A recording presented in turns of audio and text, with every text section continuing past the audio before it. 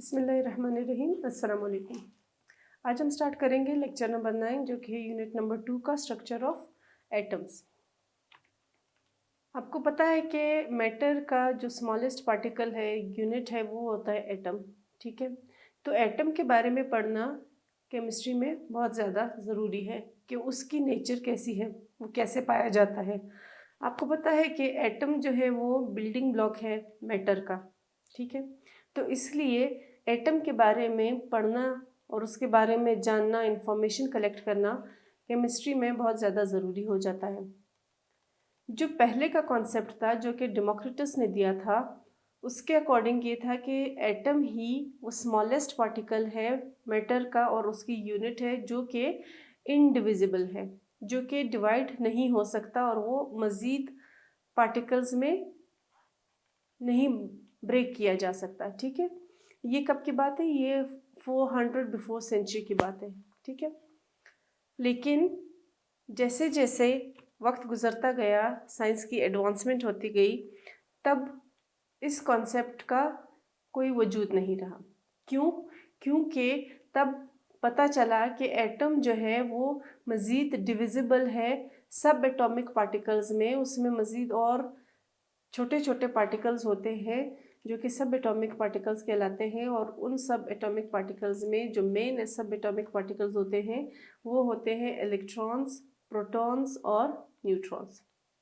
Electrons जिन पे negative charge होता है, प्रोटॉन्स जिन पे पॉजिटिव चार्ज होता है, और न्यूट्रॉन्स जिन पे कोई चार्ज नहीं होता, जो कि न्यूट्रल होते हैं। तो फिर देख लेते हैं कि इन सब एटॉमिक पार्टिकल्स के लिए और एटॉमिक स्ट्रक्चर को समझने के लिए थ्योरीज और एक्सपेरिमेंट्स का आगाज़ कैसे हुआ। आपको पता है जब कोई भी फिनोमिना आता है तो साइंटिस्ट सब के सब इस कोशिश में लग जाते हैं कि वो कोई फाइंडिंग हासिल कर सके, तो वो एक्सपेरिमेंट्स शुरू कर देते हैं। ठीक है, उन एक्सपेरिमेंट से उनको कुछ ना कुछ फाइंडिंग मिलती है। और साइंस में जो काम होता है, अगर कोई इन्वेंशन, कोई डिस्कवरी किसी के नाम से जानी भी जाती है, तो ये याद रखिएगा कि उसके पीछे और भी बहुत सारे साइंसदानों का हाथ होता है, उनकी बहुत ज़्यादा मेहनत होती है, क्योंकि एक्सपेरिमेंट्स होते जाते हैं, हर एक को कुछ ना कुछ नई फाइंडिंग मिलती है, तब जाके कहीं पे कोई एक साइंटिस्ट जो है वो फाइनल कंक्लूजन निकाल लेता है।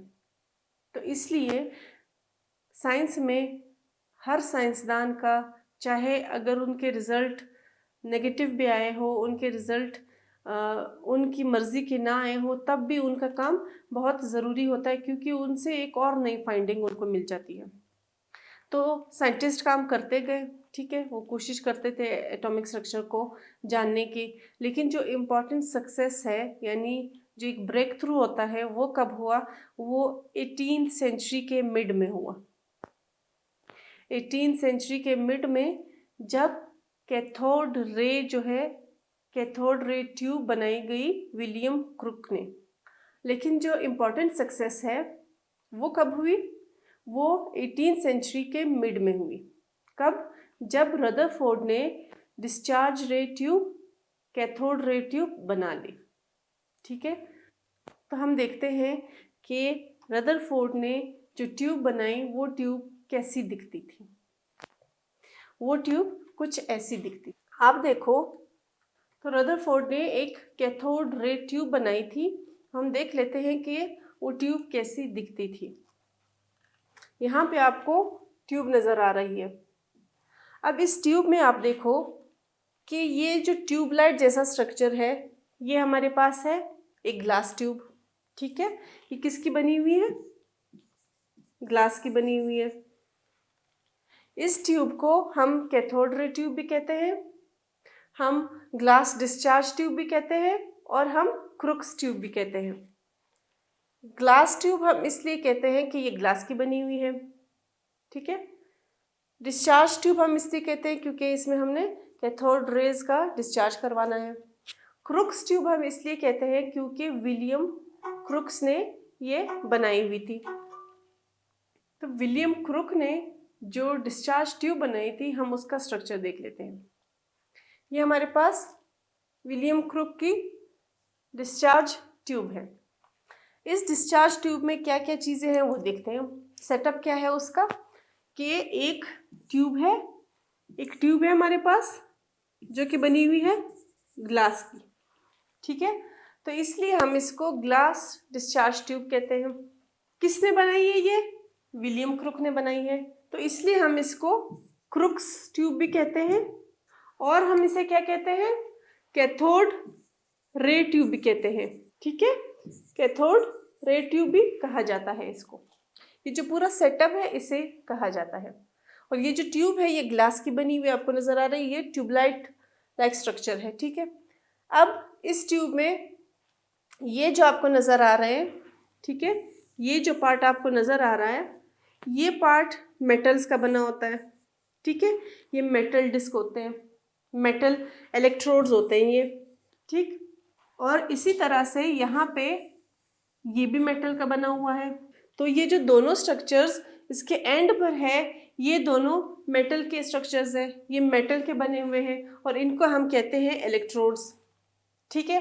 अब इन इलेक्ट्रोड्स को कनेक्ट किया गया वायर के थ्रू, ठीक है, एक वायर के थ्रू बैटरी से, यानी यहाँ पे इस इलेक्ट्रोड को यूं करते यहाँ पे कनेक्ट कर दिया गया और इस बैटरी को यहाँ से यहाँ कनेक्ट कर दिया गया। यानी एक हाई वोल्टेज बैटरी ली गई, उस हाई वोल्टेज बैटरी को इन दोनों इलेक्ट्रोड से कनेक्ट कर दिया गया। अब ये जो दो इलेक्ट्रोड्स हैं आपको यहाँ पे ये पॉजिटिव साइन दिख रहा है, ठीक है, और यहाँ पे एक नाम लिखा हुआ है एनोड। तो ये जो इलेक्ट्रोड है, ये जो पर्टिकुलर इलेक्ट्रोड है ये कहलाता है एनोड, और एनोड पे हमारे पास होता है पॉजिटिव चार्ज। तो यहाँ पे इस एनोड को जब हम बैटरी के साथ भी कनेक्ट करेंगे तो उसके पॉजिटिव टर्मिनल के साथ कनेक्ट करेंगे, ठीक है। ये जो हमारे पास इलेक्ट्रोड है जो कि कहलाता है कैथोड, इस पे होता है नेगेटिव चार्ज, ठीक है। तो इसलिए इस नेगेटिव चार्ज वाले इलेक्ट्रोड को हम बैटरी के नेगेटिव पार्ट से कनेक्ट करेंगे, नेगेटिव टर्मिनल से कनेक्ट करेंगे।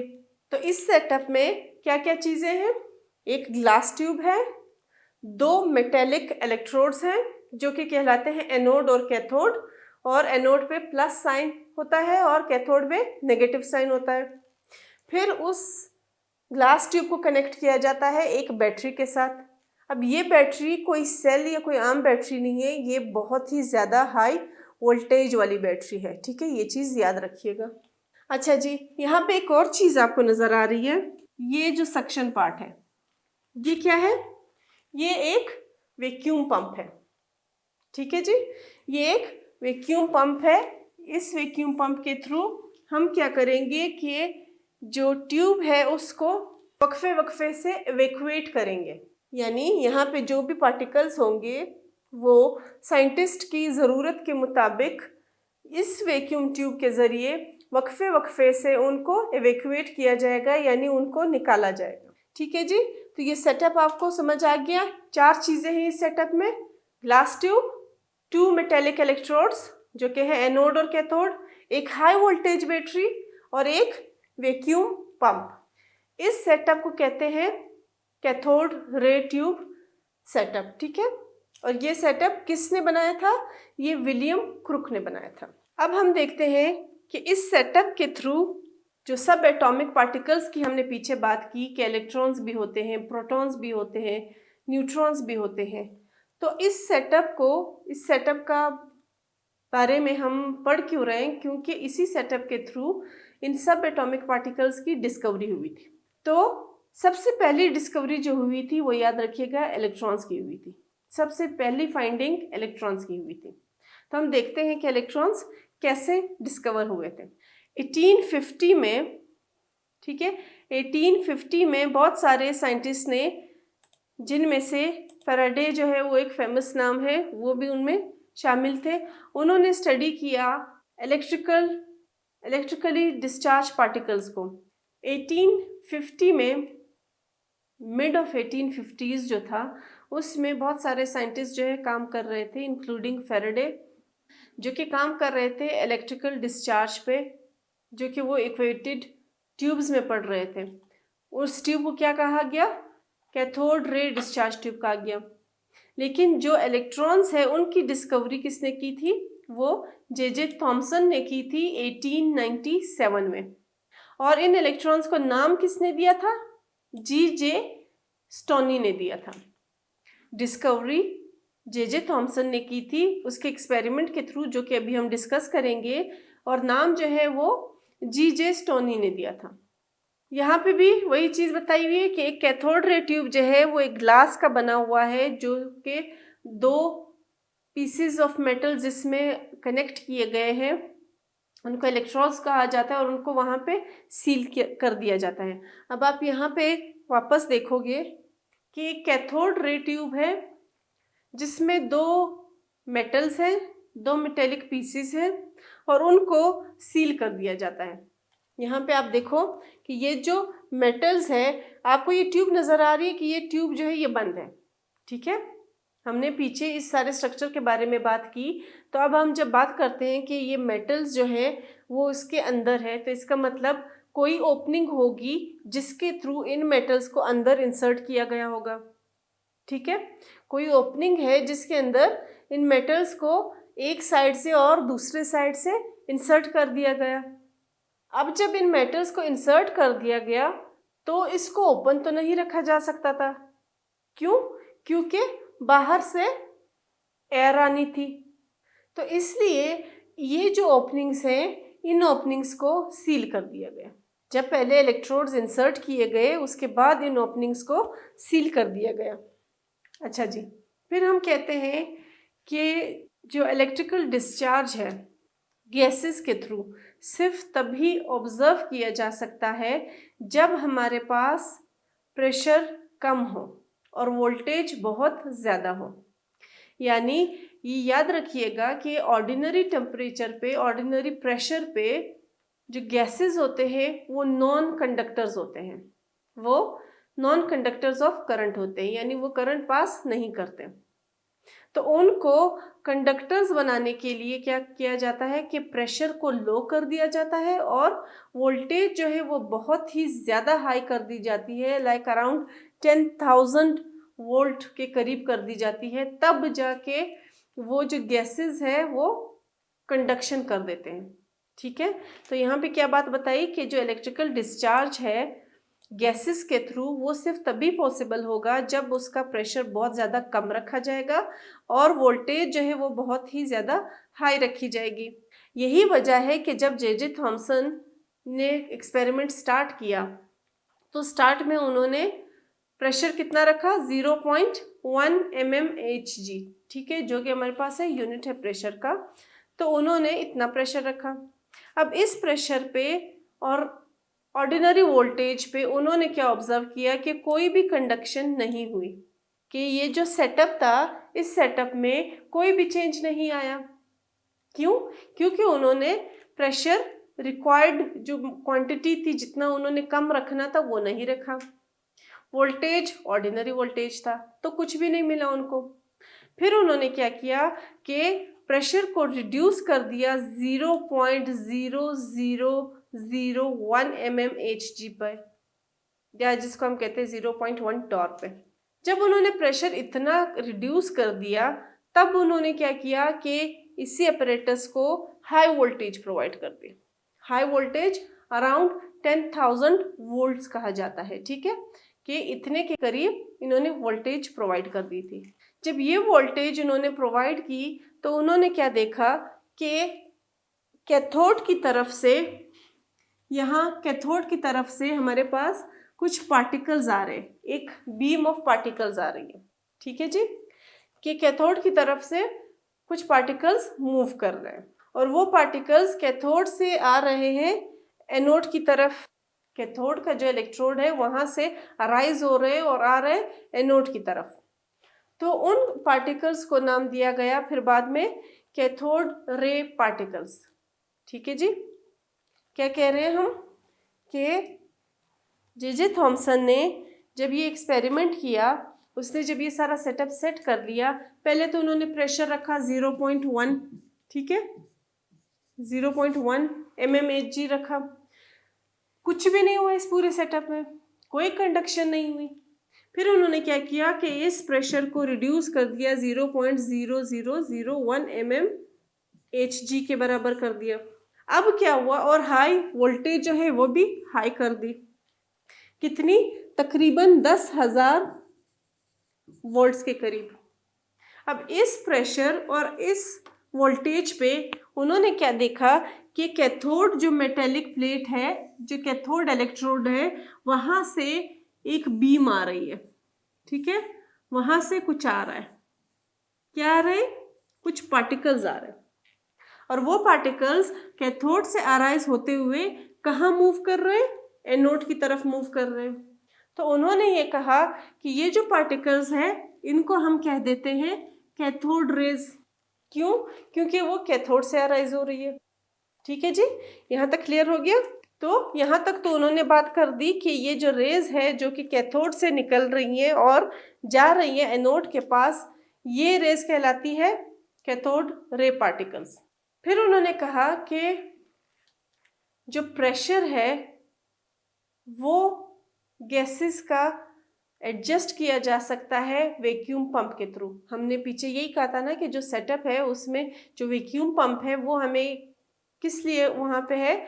इसलिए है कि जब प्रेशर ज़्यादा होगा, एयर प्रेशर, जो गैस के मॉलिक्यूल्स होंगे उस ट्यूब में, उनका जब प्रेशर ज़्यादा होगा तो आपको पता है कि ज़्यादा प्रेशर पे कंडक्शन नहीं होती गैसेस में, इसलिए फिर उनको एक डिज़ायर्ड रिक्वायर्ड लेवल पे ले जाके रिड्यूस कर दिया जाता है। कैसे? वैक्यूम पंप के थ्रू जो है गैसेस के कुछ मॉलिक्यूल्स को इवैक्यूएट कर दिया जाता है, जिससे गैसेस के मॉलिक्यूल्स कम रह जाते हैं तो प्रेशर भी उनका कम रह जाता है। ठीक है जी। फिर हमने कहा कि ये जो फ्लो है, जो अभी हमने बताया ना कि पार्टिकल्स उन्होंने देखे जो कि मूव कर रहे थे। अब यहाँ पे एक बात आ जाती है कि पार्टिकल जो है वो तो इनविजिबल होते हैं, जो रेज होती हैं वो इनविजिबल होती है। तो उन्होंने कैसे देखा? इसका मतलब उन्होंने उन इनविजिबल रेस को ऐसे नहीं देखा, बल्कि एक इंडिकेशन थी जिनके थ्रू उनको पता चला। अब वो इंडिकेशन कैसे हुई? वो इंडिकेशन यहाँ पे ऐसे हुई। उन्होंने क्या किया, जे थॉमसन ने क्या किया कि पहले तो जो प्रेशर ज़्यादा रखा था वहाँ से अब यहाँ पे वैक्यूम पंप के थ्रू जो है कुछ जो गैस के मॉलिक्यूल्स है, जैसे आप एग्जांपल ले लो, यहाँ पे है हमारे पास हाइड्रोजन गैस के मॉलिक्यूल्स, ठीक है, यहाँ पे हाइड्रोजन गैस के हमारे पास मॉलिक्यूल्स है जो कि बने होते हैं दो एटम से, ठीक है, एक हाइड्रोजन दूसरा हाइड्रोजन क्या बनाता है? हाइड्रोजन का एक मॉलिक्यूल बनाता है। तो गैसेस जो है वो मॉलिक्यूलर फॉर्म में एग्जिस्ट करती है, तो हमने एक मॉलिक्यूलर हाइड्रोजन लिया हुआ है, ठीक है। अब क्योंकि यहाँ पे प्रेशर ज़्यादा था तो उन्होंने कुछ मॉलिक्यूल्स जो है वो वैक्यूम पंप के थ्रू इवैक्यूएट कर दिए। प्रेशर उनको क्या मिल गया? उनकी मर्जी का प्रेशर मिल गया, डिजायर्ड प्रेशर।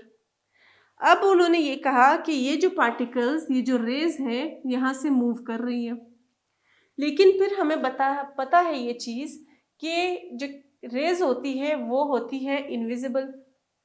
तो उन्हें कैसे नजर आई? उन्हें ये रेज ऐसे नहीं नजर आई, बल्कि उन्होंने क्या किया कि यहाँ पे जो एनोड है, इस एनोड के साइड पे उन्होंने यहाँ एक फ्लोरेसेंट मटेरियल की कोटिंग कर दी, यानी जो डिस्चार्ज ट्यूब का ये वाला हिस्सा है, यहाँ पे उन्होंने जिंक सल्फाइड की कोटिंग कर दी। जिंक सल्फाइड क्या है? फ्लोरेसेंट मटेरियल है। अब यहाँ पे एक चीज़ समझ लो कि फ्लोरेसेंट मटेरियल्स क्या होते हैं। हमने ये कह दिया कि जिंक सल्फाइड से कोटिंग हो गई, और जिंक सल्फाइड जो है वो फ्लोरेसेंट मटेरियल है। फ्लोरेसेंट मटेरियल्स वो मटेरियल्स होते हैं कि जब उन पे लाइट स्ट्राइक करती है तो वो उसी टाइम उसको वापस रिफ्लेक्ट कर देते हैं, और उसी रिफ्लेक्शन के साथ साथ खुद जो है वो एक ग्लो प्रोड्यूस करते हैं। वो ग्लो जो होती है वो इंडिकेशन होती है कि वहाँ पे कुछ पहुँच चुका है, वहाँ पे कुछ किसी चीज़ ने स्ट्राइक किया है, ठीक है। तो जो रेस थी उसका जे थॉमसन को कैसे पता चला कि उन्होंने यहाँ पे इस एंड पे फ्लोरेसेंट मटेरियल की कोटिंग कर दी एनोड के एंड पे। तो उसने देखा कि यहाँ से जो भी चीज़ आ रही है, जो भी चीज़ मूव कर रही है, वो एनोड में से पेनिट्रेट होती हुई जा रही है यहाँ पे, ठीक है। यहाँ पे जब वो जिंक सल्फाइड के साथ स्ट्राइक करती है तो क्या होता है कि यहाँ पे एक ग्रीनिश येलो सा ग्लो प्रोड्यूस हो जाता है। उस ग्लो से ये इंडिकेशन ली गई कि यहाँ पे कैथोड की तरफ से रेज आ रही है जो कि जा रही है एनोड की तरफ। बता कौन रहा है? ग्लो बता रहा है। तो इसका मतलब कि अगर वो कैथोड से एनोड की तरफ जा रही है तो ऑब्वियसली इन रेस पे नेगेटिव चार्ज होगा। क्यों? क्योंकि वो नेगेटिव चार्ज से जा रही है पॉजिटिव चार्ज की तरफ, है ना। हम कहते हैं ना कि पॉजिटिव और नेगेटिव अट्रैक्ट करते हैं और सेम चार्जेस जो है वो रिपेल करते हैं। तो अगर कोई चीज़ नेगेटिव इलेक्ट्रोड से जा रही है पॉजिटिव की तरफ तो ऑब्वियसली हो ना हो ये कुछ ऐसे पार्टिकल्स होंगे, कुछ ऐसी रेज होंगी जिन पे चार्ज नेगेटिव होगा और इसी वजह से वो एनोड की तरफ अट्रैक्ट हो रहे हैं।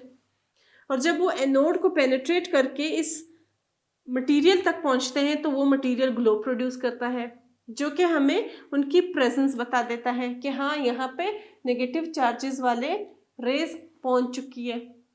ठीक है, तो ऐसे उन्हें पता चला कि यहाँ पे ये रेज पहुंच चुकी है। फिर हम देख लेते हैं कैथोड की प्रॉपर्टीज। ठीक है, यहाँ तक क्लियर हो गया कि नेगेटिव जो इलेक्ट्रोड था वहाँ से कुछ रेज मूव कर रही थी जो कि जा रही थी पॉजिटिव एनोड पे और एनोड को पेनिट्रेट करते हुए वो जा रही थी उस मटेरियल तक जिसको हम कहते हैं फ्लोरेसेंट मटेरियल, जिंक सल्फाइड जो कि यहाँ पे यूज हुआ है।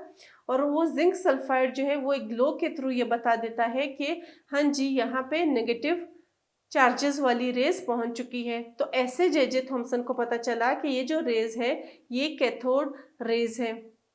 ठीक है, अब जब हम प्रॉपर्टीज देखते हैं तो हम प्रॉपर्टीज भी डायग्राम्स के थ्रू देख लेते हैं। ऐसा है कि साइंटिस्ट एक ही एक्सपेरिमेंट पे एक ही टाइम पे नहीं रुकता। ठीक है, वो एक्सपेरिमेंट करता जाता है तो नई नई चीज़ें मिलती है। अब ये तो पता चल गया कि कैथोड रेज है। अब वो कैथोड रेज किस नेचर की है ये फाइंड आउट करने के लिए या अपनी तसल्ली के लिए उन्होंने वापस से ये सेटअप लिया। ठीक है, ये सारा सेटअप उन्होंने लिया। तो इस सेटअप में अब उन्होंने क्या किया कि वैसे ही सारा कनेक्शन दे दिया। ठीक है, यहाँ पे हमने मेंशन नहीं किया हुआ लेकिन सारा का सारा कनेक्शन वैसे ही होगा। अब ये जो रेज आ रही है उन्होंने वापस रेज प्रोड्यूस करवाई, यानी वोल्टेज दिया, प्रेशर रिड्यूस रखा, तो क्या हुआ, रेज प्रोड्यूस हो गई। रेज यहाँ से आ रही है कहाँ पे, एनोड की तरफ जो कि पॉजिटिवली चार्ज है। अब उन्होंने ये किया कि एक व्हील, ठीक है, एक व्हील या कोई भी ओपेक ऑब्जेक्ट उन्होंने रख दिया।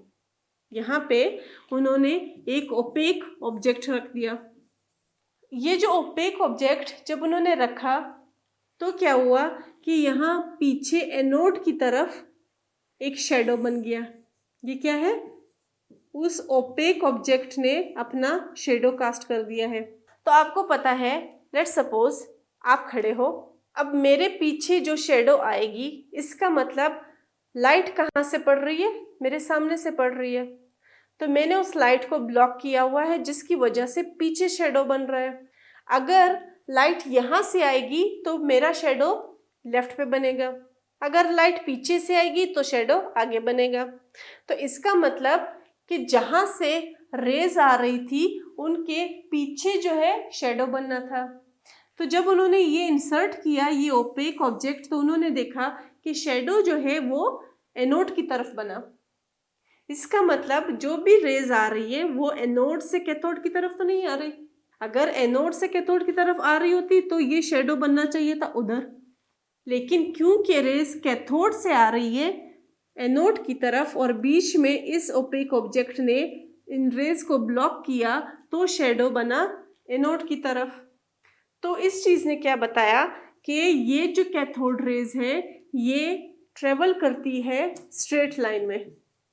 ठीक है, स्ट्रेट लाइन में ट्रेवल करती है, यानी तब तक वो स्ट्रेट लाइन में ट्रेवल करेंगी जब तक कोई भी ऑब्जेक्ट उनका रास्ता नहीं रोक लेता। तो ये प्रॉपर्टी कैथोड रेज की है कि वो स्ट्रेट लाइन में ट्रेवल करती है।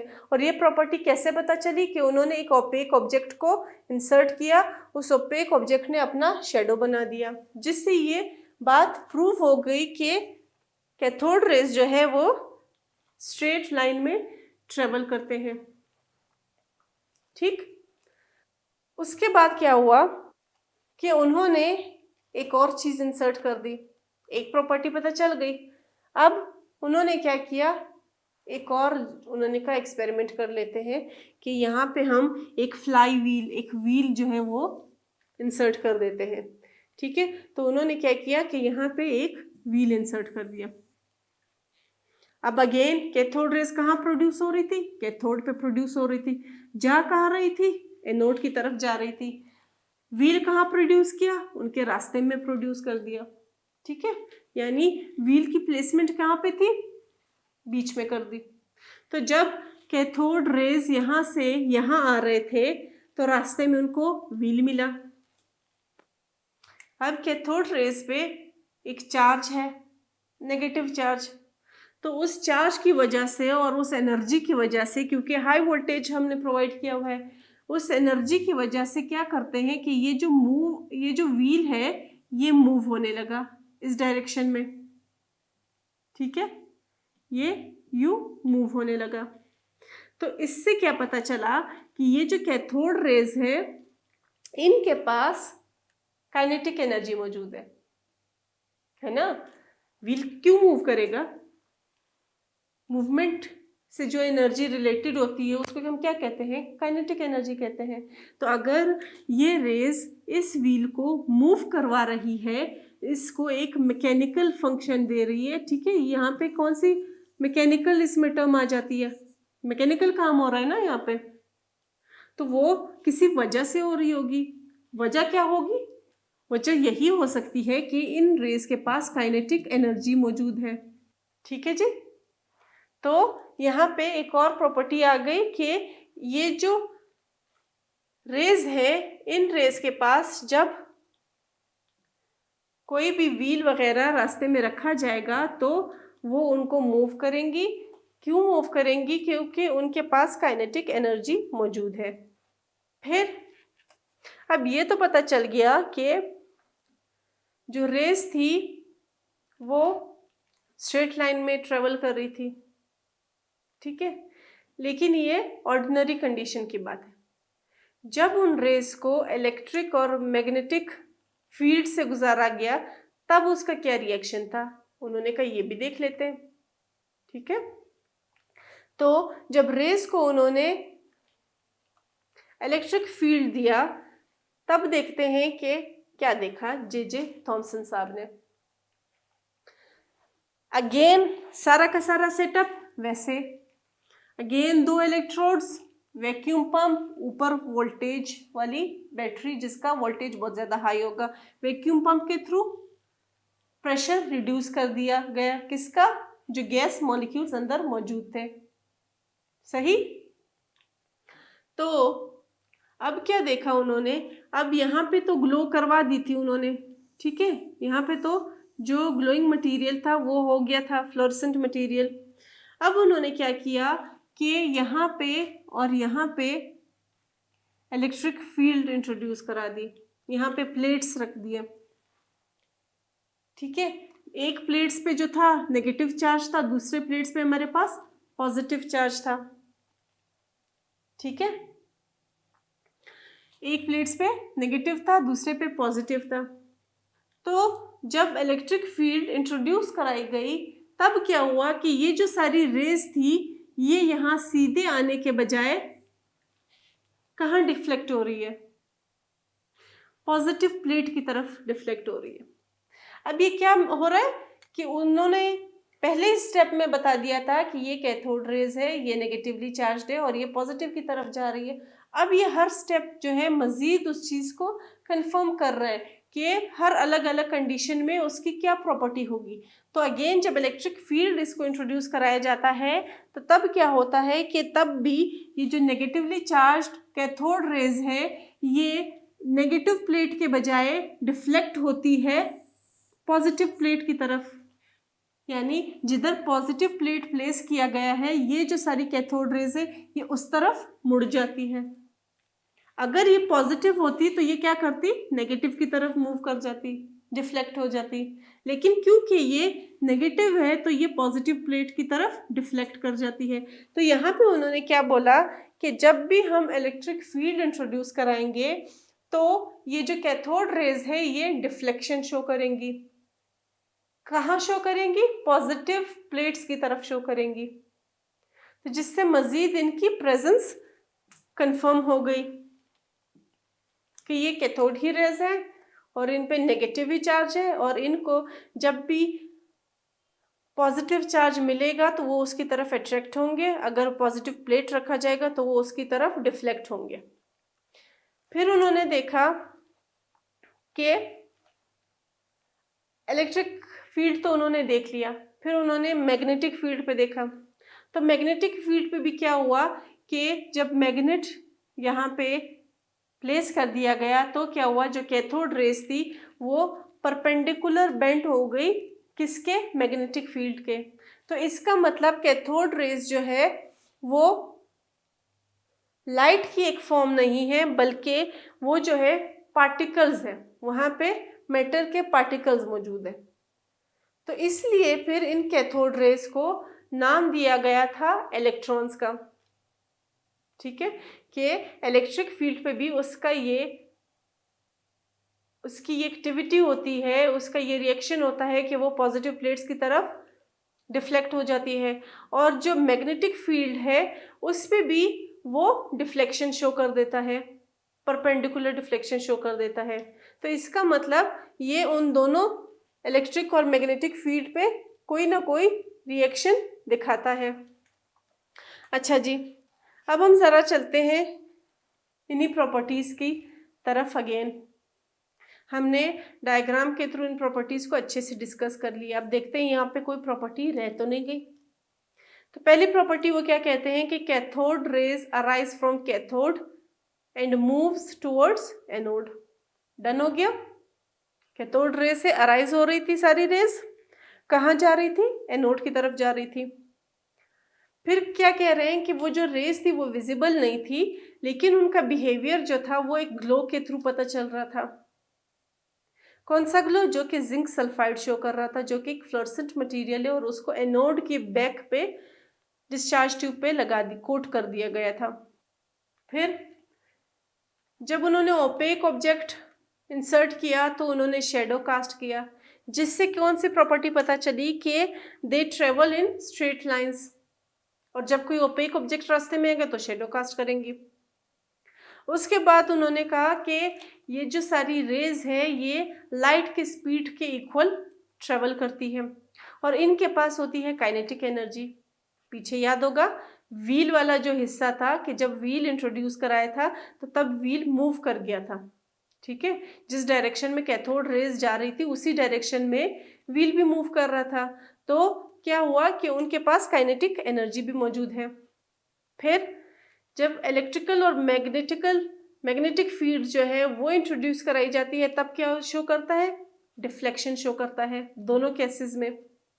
ठीक है, मैग्नेटिक फील्ड में परपेंडिकुलर डिफ्लेक्शन शो करता है, और इलेक्ट्रिक फील्ड में जिस भी जगह आप पॉजिटिव प्लेट रखोगे वो पॉजिटिव प्लेट की तरफ डिफ्लेक्शन शो करेगा। तो क्योंकि ये डिफ्लेक्शन पॉजिटिव की तरफ होती है तो इसलिए इन पार्टिकल्स को इलेक्ट्रॉन्स का नाम दिया गया, और ये प्रूफ हुआ कि ये खुद जो है नेगेटिवली चार्ज्ड होते हैं। फिर यहाँ पे एक और प्रॉपर्टी बताइए। हमने गैस की एग्जांपल ली थी हाइड्रोजन की, लेकिन वहाँ पे कोई भी गैस ली जा सकती है। तो जे थॉमसन के मुताबिक जो गैसेस है वो गैसेस जो है उन पे डिपेंड नहीं करती है सारी प्रॉपर्टीज। कोई भी गैस आप इंट्रोड्यूस करोगे तो तब भी वो यही प्रॉपर्टीज शो करेंगी। ठीक है जी, और जो मटेरियल है इलेक्ट्रोड्स का उस पे भी नहीं डिपेंड करती, यानी इलेक्ट्रोड्स मेटल के होने चाहिए ये ठीक है, लेकिन कौन सा मेटल, कोई भी मेटल हो सकता है, आयरन भी हो सकता है, कॉपर भी हो सकता है। ऐसा नहीं है कि सिर्फ कॉपर के साथ इनका ये रिएक्शन होगा। तो गैसेस यानी टाइप ऑफ गैसेस और कौन सा मटेरियल, मेटेलिक मटेरियल जो है वो एक फिक्स्ड नहीं है, बल्कि अगर उसको हम चेंज भी कर दे तो भी हमें ये कैथोड रेज, ये इलेक्ट्रॉन्स यही रिजल्ट शो करेंगे। अगर हम चार्ज की बात करें तो इस पे चार्ज होता है -1.6 इंटू 10⁻⁻⁻19 कूलम्स। ठीक है, चार्ज है और कूलम्स उनकी यूनिट है। मास की बात करें तो ये ऑलमोस्ट नेग्लिजिबल है, बहुत कम ही इलेक्ट्रॉन के मास के बारे में बात होती है। क्यों? क्योंकि इतना ज़्यादा छोटा है कि उसके बारे में बात ना ही करे तो ही ठीक है, लेकिन फिर भी एक वैल्यू गिवन है, तो आपकी इंफॉर्मेशन के लिए वो वैल्यू यहाँ पे बता देती हूँ कि 1.9 इंटू 10⁻⁻31 kg, यानी इंतहाई ज़्यादा छोटी वैल्यू है जो कि हार्डली एटम के मास में कंट्रीब्यूट कर रही है। ठीक है, तो इन सारी प्रॉपर्टीज से हम ये कंक्लूड कर सकते हैं कि एटम वो पहला बेसिक कॉन्स्टिट्यूएंट था एटम के। तो इन सारी बातों से हम ये कंक्लूड कर सकते हैं कि इलेक्ट्रॉन जो था वो पहला बेसिक कॉन्स्टिट्यूएंट था एटम का, जो कि डिस्कवर हुआ। किसने डिस्कवर किया? जे थॉमसन ने। नाम किसने दिया? जे स्टोनी ने। ठीक है जी, आई होप यहाँ तक क्लियर हो गया होगा। Thank you so much.